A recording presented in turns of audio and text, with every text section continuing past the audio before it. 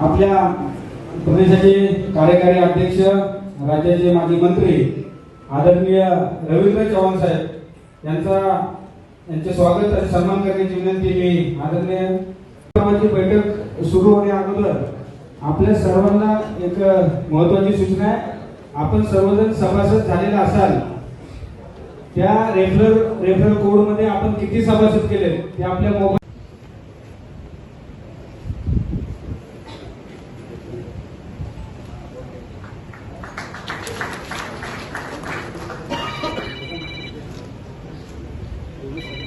ते आढावा घेण्यासाठी जी बैठक या ठिकाणी आयोजित केलेली आहे. तर आपल्या नमो ॲप मध्ये जाऊन आपल्या रेफरल कोड मध्ये किती सभासद आहेत याची माहिती या ठिकाणी ठेवावी.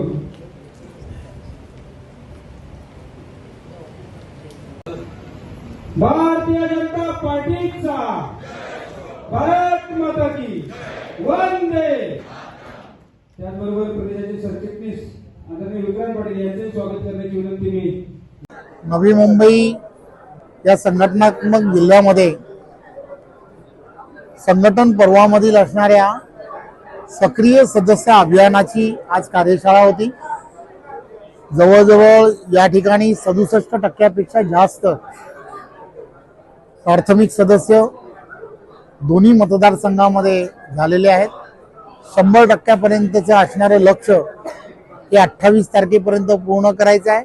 आणि त्याचबरोबर ज्यांनी प्राथमिक सदस्य 50 पूर्ण केले आहेत त्या सगळ्यांनी सक्रिय सदस्याचे फॉर्म भरून प्रत्येक बूथवरती 3 कमीत कमी सक्रिय सदस्य व्हावेत या दिशेने जाण्यासाठी ज्यांचे 50 पेक्षा कमी प्राथमिक सदस्य आहेत त्यांना थोडंसं मोटिवेशन स्पीच देऊन किंवा त्यांच्याबरोबर बोलून त्यांना त्यांच्या भागांमध्ये प्रवास करून ते करावेत या संदर्भातलं मार्गदर्शन आज मी प्रदेशाचे असणारे दोन्ही पदाधिकारी म्हणून आज विक्रांतजी या ठिकाणी बावनकुळेजींनी त्यांना आणि मला पाठवलं होतं.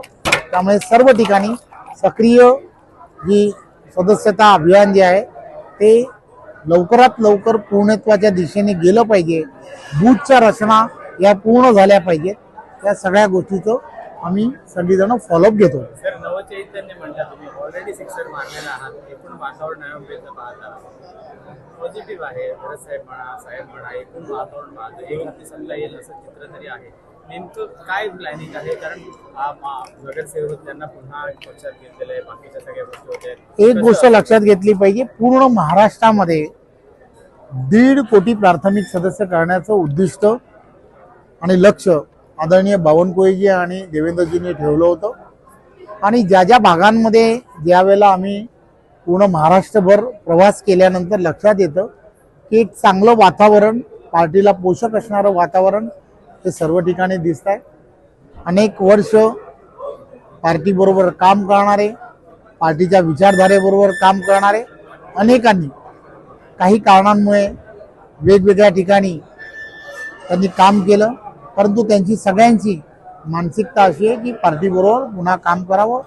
आणि त्यामुळे पार्टीने असा निर्णय घेतला की सर्व लोकांना सामावून घेतलं पाहिजे. येणाऱ्या काळामध्ये आदरणीय पंतप्रधान नरेंद्र मोदीजींच्या नेतृत्वामध्ये, आदरणीय नड्डाजी, अमितजी यांच्या सगळ्यांच्या नेतृत्वामध्ये आणि आदरणीय महाराष्ट्राचे आमचे सर्वांचे नेते आदरणीय देवेंद्रजी आणि चंद्रशेखर बावनकुळेजी या सर्वांनी एक विचार केला की आपल्याला आपल्या प्रत्येक ज्या ठिकाणी आपली ताकद आहे त्या ताकद अजून कशी वाढेल त्यासाठी समविचाराची असणारी जी मंडळी आपल्याबरोबर जोडली जाऊ शकतात त्या सर्व लोकांना आपण जोडून घ्यावं.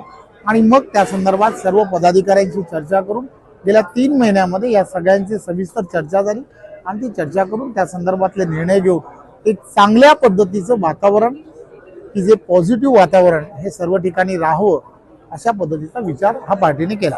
एक शेवटचा प्रश्न सर, एक हाती सत्तेसाठी लढाल की स्वतंत्र लढाल? सर्व ठिकाणी आदरणीय देवेंद्रजी असतील, आदरणीय शिंदे साहेब असतील, आदरणीय अजितदादा पवार असतील, ही सर्व मोठी मंडळी आहेत, नेते मंडळी आहेत. महायुतीमध्येच निवडणुका लढण्याच्या संदर्भामध्ये ठरवलेलं आहे.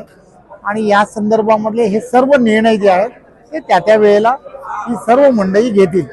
आता सध्या संघटन पर्व सुरू आहे, संघटना मजबूत झाल्या पाहिजेत यासाठी तिन्ही पक्ष प्रयत्न करतात आणि आम्हाला खात्री आहे की तिन्ही पक्ष, याचा अर्थ महायुती आहे, तिन्ही पक्ष मजबूत झाले तर अडचण काही नाही असं आम्हाला वाटतं. धन्यवाद.